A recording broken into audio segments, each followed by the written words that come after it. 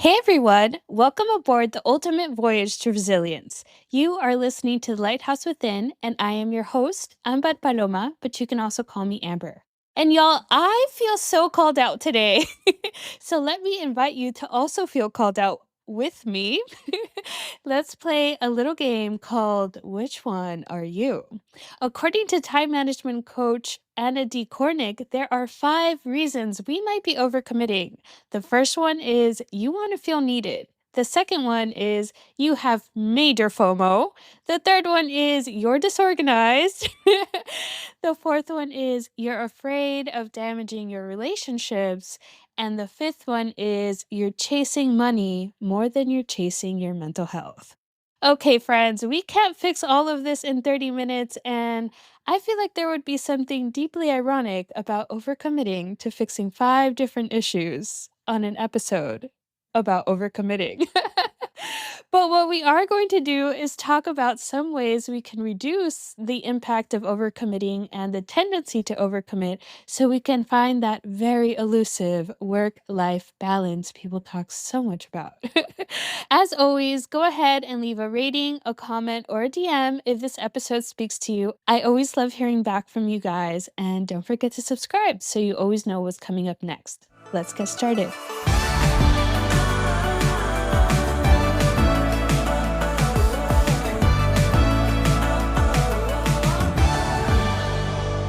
I want to share a story with you today, as always. And it's actually about this podcast because when I started this podcast, I was so excited. I was so excited about this podcast that I couldn't sleep for like 2 weeks. I know. Have you ever been so excited you just can't stop thinking about something? Well, I would get ideas at all hours of the day and night. It got so bad that this excitement turned into anxiety because at this point it had been 3 weeks and I still couldn't sleep correctly. So, naturally, I started lagging behind on all of my other responsibilities and even on the podcast, but I couldn't stop myself. I was so excited that I was working around the clock and I was pushing myself to have everything up and running, to be consistent on social media, to have a new video podcast episode for every week, to be on all the platforms, and to start thinking of how to monetize. Naturally, I ended up so overwhelmed. I remember one day I started having that feeling. Like, if you've ever had a panic attack, you know exactly what I mean. That tightness in your chest, like your heart is racing and is about to jump out of your body. And I remember I was sitting on my chair and I have like this little mobile desk, right? And it was in front of me. And I just felt so overcome with that feeling that I pushed my table away from me and just bent over with my head between my legs and started heavy breathing. Then I started panic crying and I moved from the chair onto the floor because I just felt so overwhelmed with anxiety. And I was like, why am I feeling this way? I've been so happy and excited lately. By the way, side note, I found out that the way anxiety and excitement are processed in your body is actually really similar. You get almost the same physical symptoms, and the difference lies in your mindset. So, back to the story. In case you're ever having an anxiety versus intuition moment, I want to remind you that intuition is always available to you because it's your inner voice, and anxiety is a signal that your body sends you that there is a threat. So, in that moment, I did something that I teach in my Clarity Compass, which, by the way, is a free PDF in the show notes if you ever need it. So, in the Clarity Compass, I include 4 questions you should ask yourself to move through an intuition versus anxiety moment. So, if anxiety is a signal that your body is perceiving a threat, then the first question you need to ask yourself is, why do I feel threatened right now? And my anxiety told me, I feel overwhelmed. I feel like I've bitten off more than I can chew. You're not honoring my need to rest. I'm tired. And if you don't slow down, you'll burn out. And if you burn out, you'll fail. And if you fail, you're going to feel horrible about yourself. Thank you, anxiety, for the doom and gloom. And then I asked the second question in the Clarity Compass, which is this threat valid to you? And honestly, my anxiety wasn't wrong. I was overwhelmed. I was running on empty, and I hadn't honored my need for rest. Did that necessarily mean I was going to fail, though? That's a whole nother conversation. That's when I moved to the third question. What do I need to feel safe? Because if anxiety signals a threat, then the right way to control your anxiety is to find a way to signal to your body that you're actually safe. And this is where intuition stepped in. And intuition told me, your power isn't in becoming someone else, it's in fully becoming you. But right now, you're trying to walk somebody else's path. And in doing so, you're abandoning yourself in the process. You think if you don't put your all into something, force things, and stretch yourself thin, that you're not working hard enough to get the life that you want. But the fastest way to miss out on your destiny isn't by not forcing it, it is by abandoning yourself. How do you expect to reach the life you're meant for if you're busy depleting yourself trying to be somebody else? Protect what makes you you, because that's exactly what will get you where you're supposed to be. And finally, the fourth question. What is this revealing to me about my wants, needs, and values? And this is such an important question because it helps you stay rooted in yourself, especially in moments where you are being challenged to stretch yourself too thin and overcommit, or when someone is trying to cross your boundaries. And maybe that someone is you. That was the moment I realized overcommitting was causing me to self sabotage the very things that make me who I am: my patience, my calm, my confidence, my balance, even my time to rest. And rest is so important to me because I'm a creative. And when I am rested, my creativity flows out of me from abundance. But when I'm tired, I can't even get myself to write a simple Instagram caption. And those aren't just aspects of my personality, those are the very gifts I need to serve others and accomplish my dreams. So on that day, sitting on my floor, I made a decision. I will not trade my well being for made up timelines. I will not abandon myself in pursuit of success. Instead, I will seek the pace that lets me shine. Because the truth is, success means nothing if you lose yourself in the process. Before we dive deeper, I want to invite you to reflect on a few things. Take a moment to answer these questions. 1, where in my life am I abandoning myself in order to meet external expectations? 2, what parts of myself do I need to protect in order to stay true to myself? And 3, how can I better honor my energy, my creativity, and my well being as I move towards my goals? Now, let's talk about something that can help you get really clear on who you are and what you're building. Because when you don't have a clear vision, it's easy to fall into overcommitting, comparison, and FOMO. Last year, I was reading this book called The 12-Week Year. I think I mentioned it in my first episode. It's such a good book if you want to start making real progress towards your dream life, so I highly recommend it. And there's a lot of great advice on there, but I want to focus on one key thing. You need to define your Mama I Made It vision. What does your Mama I Made It moment look like? Are you jet setting, managing multiple income streams, living in a pet house?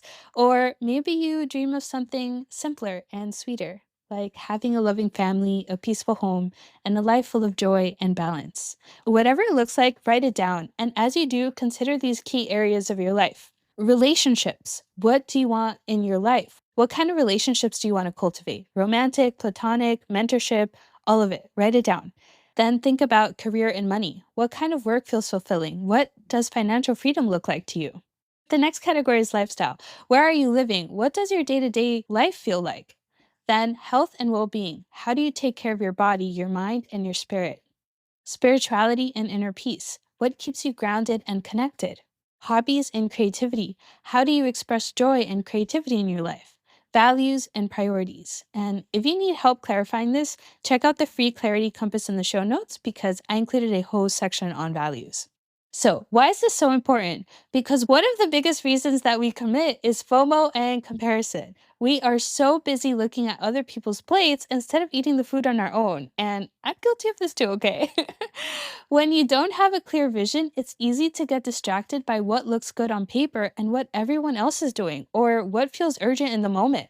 And suddenly, you're stretched too thin and saying yes to things that don't actually align with your bigger picture. This is why you have to be very rooted in who you are, in your values, and in your path so that you don't waver no matter what's going on around you. When you're truly anchored in yourself, you can pause and ask yourself, am I honoring myself right now? Is this authentic to me and who I want to be?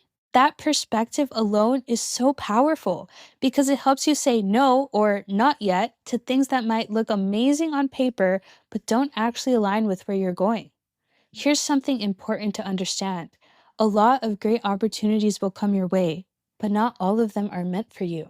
In fact, Some of the best looking opportunities are actually tests and distractions in disguise. They're asking you, are you locked in enough, grounded enough in who you are to let a good opportunity pass you by when it's not right for you? Or would you overcommit just because it looks too good to say no to? That's exactly why my next series will be all about developing your sense of self, because when you truly know who you are, decision making becomes a lot clearer. There is also another great point in the book. So, the author then suggests that every 12 weeks you work on 1 to 3 goals at a time that you could realistically accomplish in 12 weeks. Mind you, this is different from having an annual goal that you break down into quarters. Instead, every 12 weeks, you assess where you currently are and how you can get closer to your Mama I Made It moment. I love this because I think sometimes we take on way too many new things at once and then we crash instead of locking into 1 to 2 things at a time and making real progress. I also think it's easier for you to guess what you could realistically accomplish in essentially 3 months versus a year. A year sounds like so much time. Like, I think that there's this tendency to think extra big and then either procrastinate because you don't know how you would get started on something so big, or you overcommit to get it done. When I tried this for the first time last year, I started with 3 goals. I know I cannot be helped. And then I quickly came down to 2 goals because I realized I did not actually have the time to commit to 3 goals in a 12-week year. I also did this with my sister who has a family, and she was like, yeah, 3 is way too much. So I would even encourage you to just pick 1 or 2 things. So here's tip number 3 for curing your overcommitment, especially if you fall into the category of being disorganized, having FOMO, or chasing money more than your mental health. I want you to make a list of all of your non negotiable activities throughout the week. For me, that looks like my walks, my 9 to 5, my hair wash day. If you know, you know. Groceries, cooking, sleeping, my morning routine, my bedtime routine. Okay, I have a whole 2 hour wind down, and this is a non negotiable because if I don't sleep well, the whole week is out the window. I also include my rest times and socializing because it's important for my mental health. Once you have that list, I want you to spend a week or two timing yourself. How much does all of this realistically already take you? When I did this, I realized that certain tasks take me a lot less time than I thought, but other tasks took me way longer than I thought they did. I also noticed that when I was not rested, the simplest thing took me hours, which is why I reduced from 3 goals to 2 goals and also adjusted my expectations. I also noticed that certain things did pop up all the time that I could not have accounted for if I wanted to, but I also had to deal with. Like, this wasn't a matter of just setting a boundary. Like, sometimes life happens, right? Random emergencies. So I realized how unwise it was to have a super packed calendar all the time because it would only take one little random emergency to throw off my whole week. So after I had all of that, I then created a master calendar for my week to get an idea of what a standard week could look like. This actually helped me big time with setting time boundaries and saying no because I suddenly had a whole visual representation of how much time I did not have. So it made it easier to say, no, sorry, I can't help you, or no, I actually can't take that on, or no, I can't help you this week, but what about next week? Because I had a real understanding of how much free time and how much work I already had on my plate. This was also really helpful because depending on what the extra task was, I knew that if I said yes, I was either going to have to sacrifice a non negotiable activity or I was going to have to sacrifice my Mama I Made It vision. Okay. So if someone was like not having a legit emergency or they could ask somebody else for the help, this also gave me more of an incentive to be like, sorry, I can't help you, or like, you're going to have to ask somebody else for this. Of course, sometimes emergencies come up, like I mentioned before, and you need to be flexible. But I think overall, this can be really helpful with setting boundaries as well.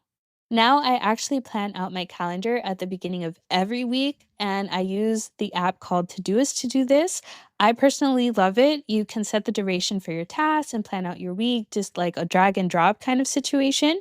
Or you can also look at it in a list format if you're more of a to do list person. Okay, but before this, I used to just use like agendas and Excel sheets. So, really, whatever works for you. But personally, I love having this visual because it really helped me again be like, okay, am I taking on too much? And if so, where do I need to set a boundary or adjust my expectations? It also helps me see if I'm honoring my very real need for rest and calm in my day. Personally, feeling like I don't have time to pause and just breathe really stresses me out.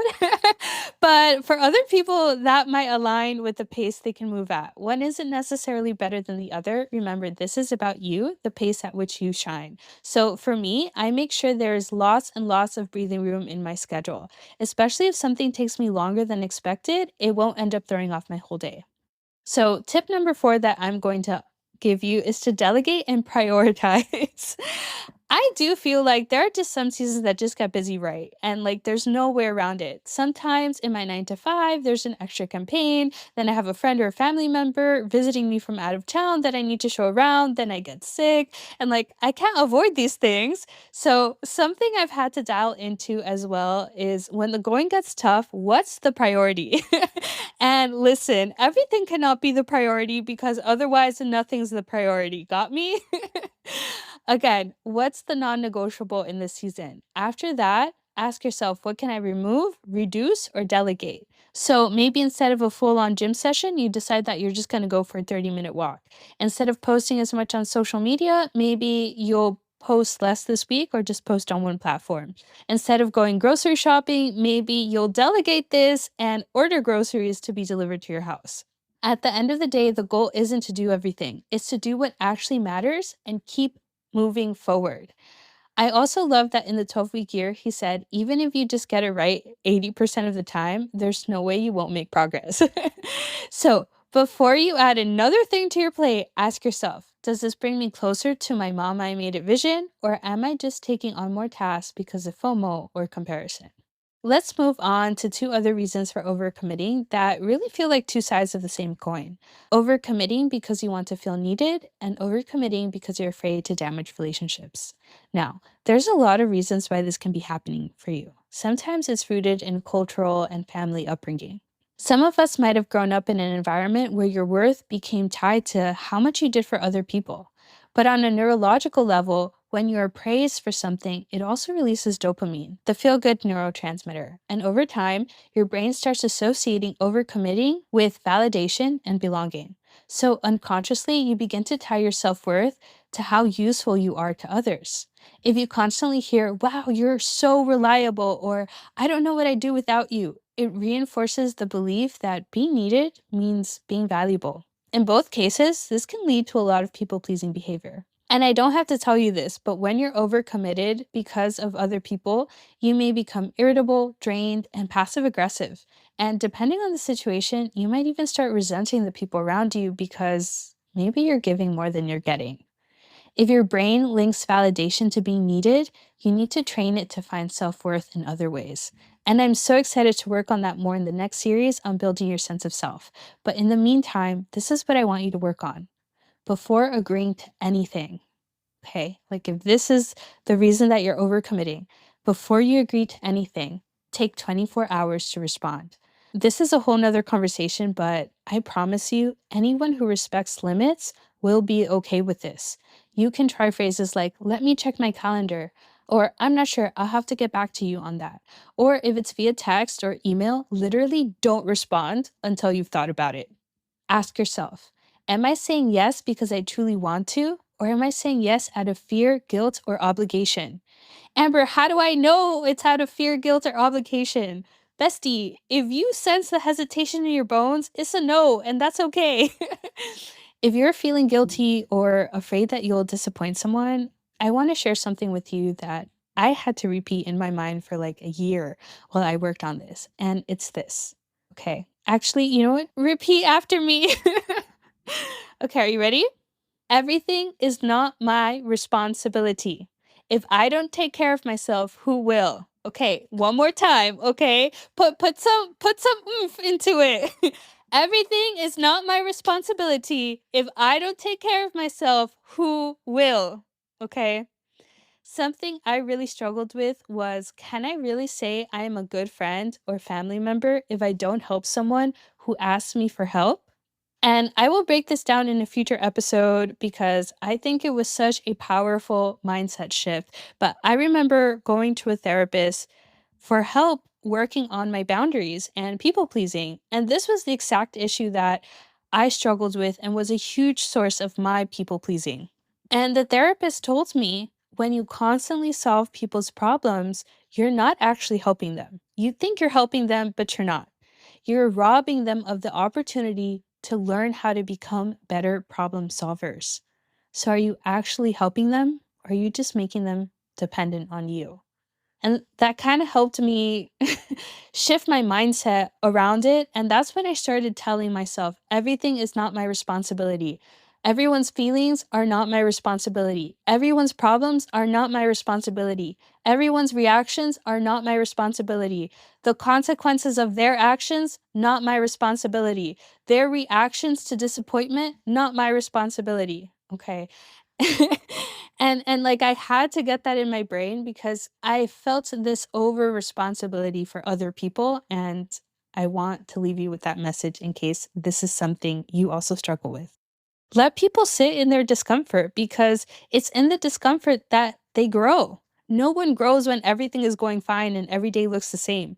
You grow when you're being challenged to rise to the occasion. So let them rise to the occasion. Again, it is not your responsibility. Okay. You can be there for people without getting overly committed and draining yourself. Last year, I heard something and it has stuck with me so much and really changed my mindset around overcommitting. And it's this: time is the most valuable currency you have. It is the only currency you will never get back. Money, status, opportunities, they come and go. But once you spend time, it's gone forever. And you never get to know how much of this currency you really have. So I read a lot of books, if you can't tell, but not as much as those queens clocking like 100 in a year. But I have slowly, very slowly, been getting through this book called The Five Regrets of the Dying. I can't go any faster because, as you can imagine by the title, it's kind of sad. I swear I've been reading this book for like a year and I'm still not done with it. Anyways, the author is someone who does end of life care. And so, obviously, at the end of people's lives, they tend to reflect. And so, a lot of them tell her their biggest regret. And the second most common regret that people shared with her is, I wish I hadn't worked so much. They regret not spending more time making memories with loved ones or just enjoying life. And this is for my people who are overcommitting because they're busy chasing money more than their mental health. There's a story in the book of a man named John and his wife Margaret. And they had raised like five kids together. And now that they were all out of the house, Margaret just wanted to go traveling with John and hang out with her husband, you know?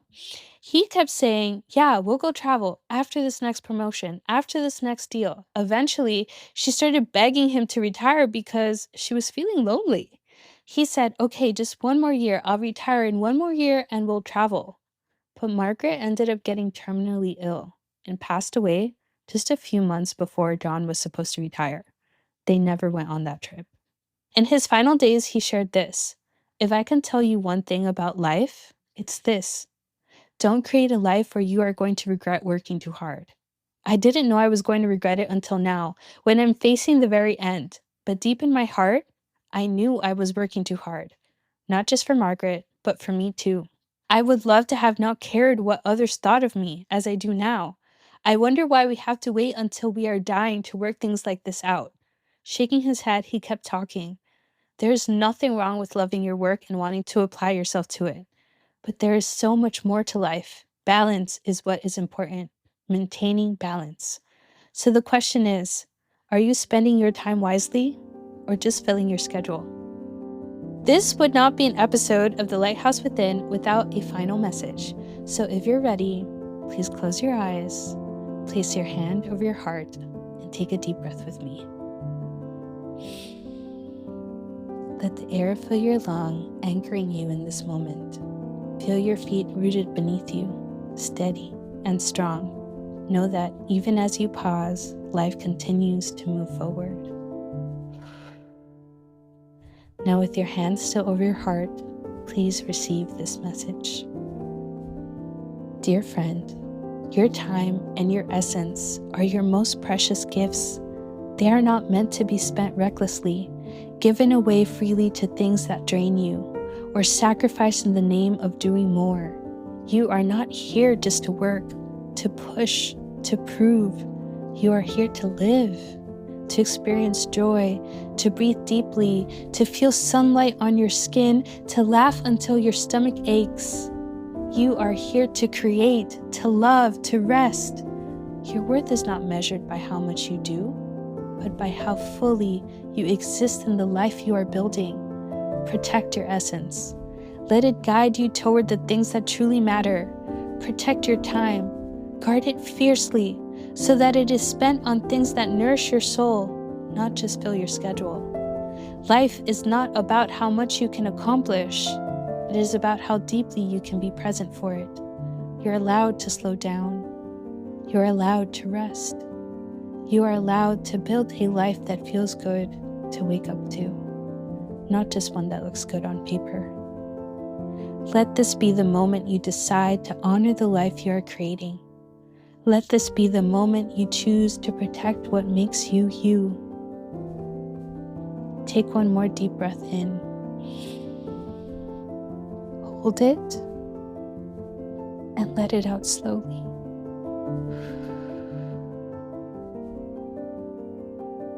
When you're ready, you can open your eyes. Thank you so much for being here. I hope this message resonated with you. If it did, I'd love to hear from you. DM me and let's continue this conversation. And don't forget to check out the Clarity Compass ebook for extra guidance on staying rooted in your path. And in the meantime, remember to protect your essence, your energy, and your time. You're not just here to work. You're here to live. Bye.